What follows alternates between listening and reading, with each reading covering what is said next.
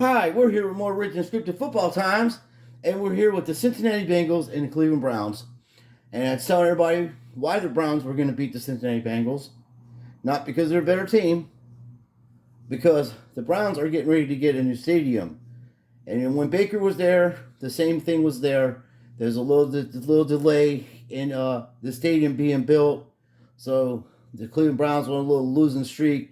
But they got themselves Deshaun Watson coming in there on week 13.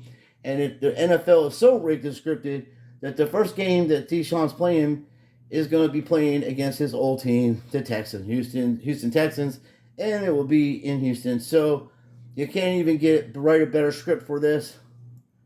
I'm not only saying that the Browns are going to make the playoffs, but they may even win the AFC North because of how rigged and scripted the NFL is. And they played against the Cincinnati Bengals. The Bengals are favored by a little bit of points, but there was a question on the Yahoo Sports app to pick a team. There was a question, and the question asked you, will Joe Burrow throw any touchdown passes in the first half of the game? And I'm like, well, fucking of course. That's 90% of the people said that. But of course, I looked at the question, so I picked the opposite because I thought there was going to be some kind of screwy shit going on. And luckily, I was right. There was some screwy shit going on because I'm pretty sure the Bengals didn't score in the first half, and the score was like 11-0 in the first half. So let's take a look at this fuckery, and you can see some magnetic balls, and we'll actually see some field goals that are missed by because of magnetic times. So first play, Joey B through my man Boyd, and that's a good pickup in fantasy football times if you can get yourself Mixon and get yourself Tyler Boyd, because Tyler Boyd is going to be taking the place of Chase for a little while, and there's been some big trades. Chase Claypool's playing for Chicago now. He got tracked. Look at this. See what I'm saying? They'll boopity bop the ball in the air.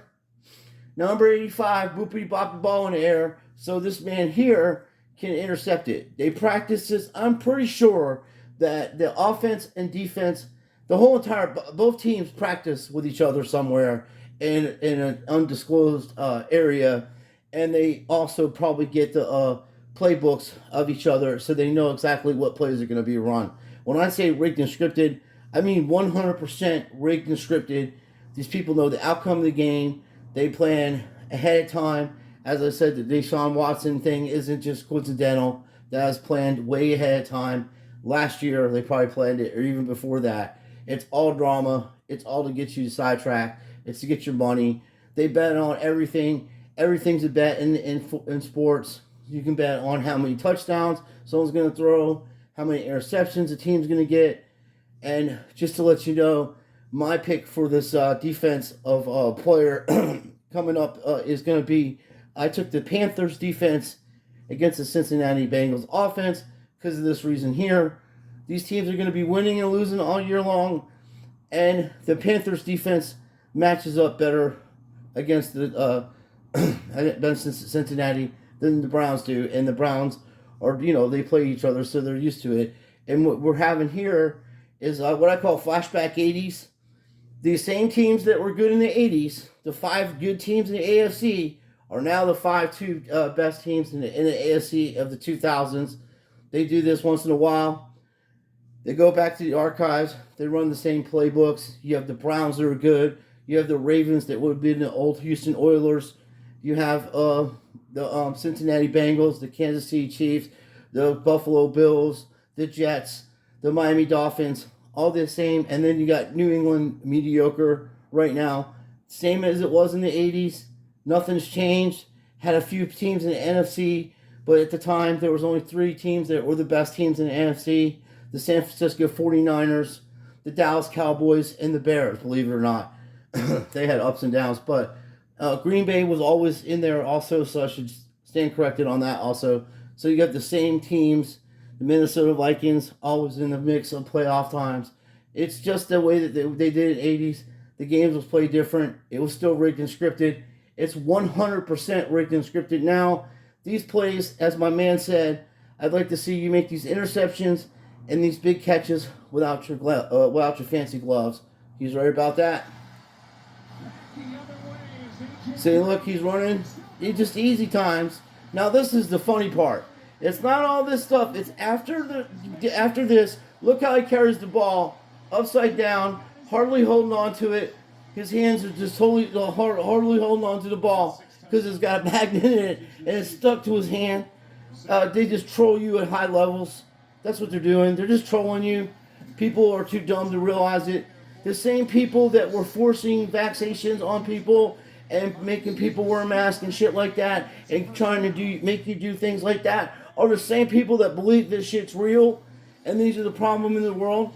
Nobody will. You can tell that you can show them undisputed evidence and they will never wake up because they love lies. They're part of this lie. They don't want to wake up from the lie because they love embracing lies. And you know, the devil's the king of all lies. The father of lies. And they're the children of the devil. They worship this shit. Look at this field goal. Completely kicked into the guy's hands. And once again, I was telling you about points. We're going to see here, Joey B is not going to score any points in the first half.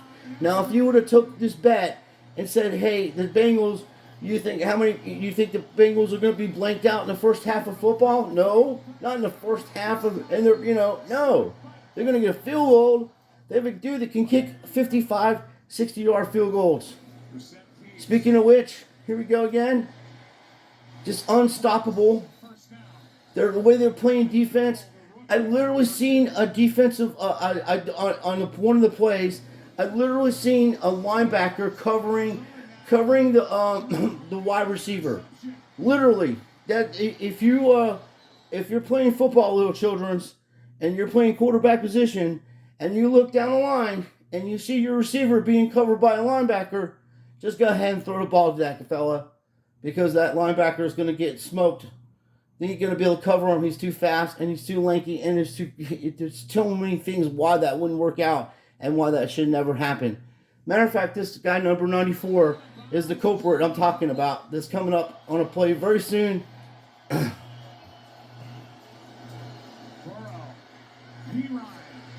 Now, depending on where the ball's at on the field and what points are needed and how much time is done, they'll let them pick up first downs, or they'll stop them just short of first downs. And this dude, like I'm saying, wide open. There's number 94, just talking about him.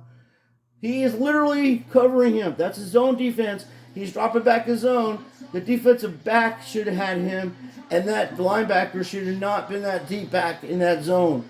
He's there to cover the run and cover the man that's the quarterback that may run with the football, and that little pass to the tight end.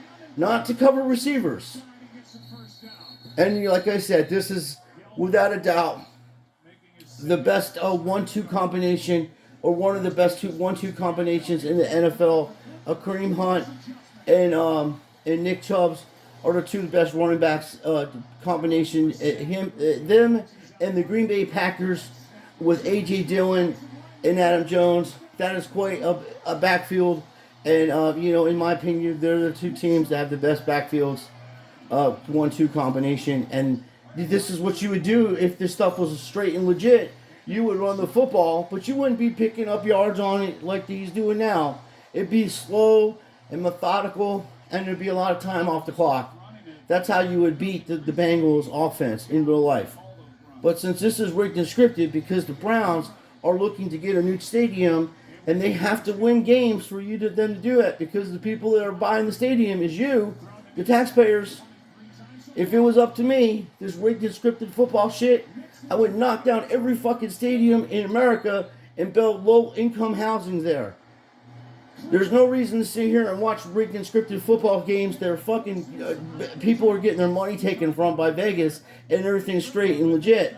But the sheep are the ones ruining the world, and unfortunately, my friends, if there's ever a civil war, we're going to have to get rid of them, as far as they're going to have to go to a different country, or we're going to have to literally split the country in half, where crazy assholes can live on one side and regular normal people can live on the other without being bombarded by craziness. Because if anybody believes this shit's real, Not only do you need psychiatric treatment, you really need to look at your life. And Akeem Davis Gaither comes away with a football. 2nd and 10. There's Hurst. Now, these types of plays in the middle of the field, it's all designed to get up a lot of more to keep you from turning the fucking TV off. Okay, they're like, well, why didn't they do this all game? Exactly, they could have done that all game. They're letting the viewer know that anytime the Cincinnati Bengals want to pick up 25 yards against this Cleveland Browns defense, they can do it. Because they've got a guy like Hurst, the tight end, that's hardly used and wide open 9 out of 10 times. There he goes again. But of course, Burrow's going to go down. Dude, Burrow is trying to set a fucking NFL record for sacks in a season. Now, he's going to have there's going to be a lot to go to because I think David Carr had like 82 sacks in one season. I'm pretty sure it was some ridiculous amount of, and he didn't miss a game.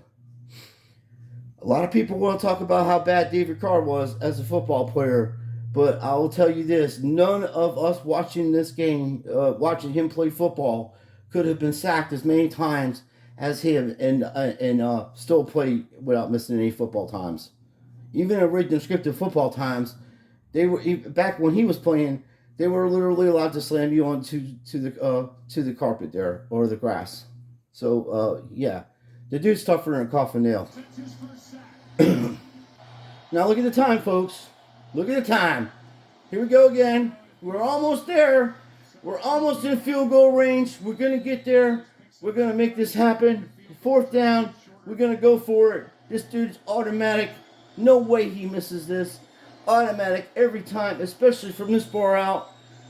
Are you going to get it? No, no, no. And if you look close, there's a lady right behind this field goal. She's with her husband. Her husband's in a wheelchair, and she literally had to grab the wheelchair he was heading right over the balcony. I've been saying it from week 1. And all the people have been watching my channel, during preseason. I said, dude, we got to fix this fucking magnet. People are getting pulled over the fucking balconies, and it's not, someone's going to get hurt. I know people need to make a little money on Read the Script of Football Times, but now it's going to, injuries are going to take place. People being pulled out of the motherfucking stadiums, and they're talking about racism. Well, what about the people being pulled out of stadiums because these magnets on these fucking poles here? Let's put a stop to that, folks. It's not right. It's gotten out of hand. I brought Coach Script on to talk about that. Matter of fact, we're going to get him involved in this. In my next video, I'm going to call over to Coach Script and have him break down some of this ridiculous bullshit that's going on here. It's beyond funny. Look, he ain't even worried about it, bro. He's like, what the fuck? They turned the magnet on me. They turned the magnet on me. Look. He's like, I made that kick, coach. The coach is like, I know. Charlie's fucking with the magnet again over there. He thinks it's he's goofing on you. That's funny. Look, he's smirking. He's like, oh, man. I didn't know they were going to do me like that. Yeah, they're going to do you like that, bro. But don't you worry. They'll let you kick a 55-yarder. This is so ridiculous. Please stop betting on this stuff, folks. Please. Please, please, please, please, please stop betting on these rigged games. Oh my goodness. So now we're at it. Here we go again. We're going to get in field goal range. Into the chest of Logan Wilson. It's all timing. It's all about where the ball is on the field. It's all about points, the unders, the overs, all that, folks. Don't you worry. My man here is going to kick it here. I think his name's York. Right down the middle of the tee.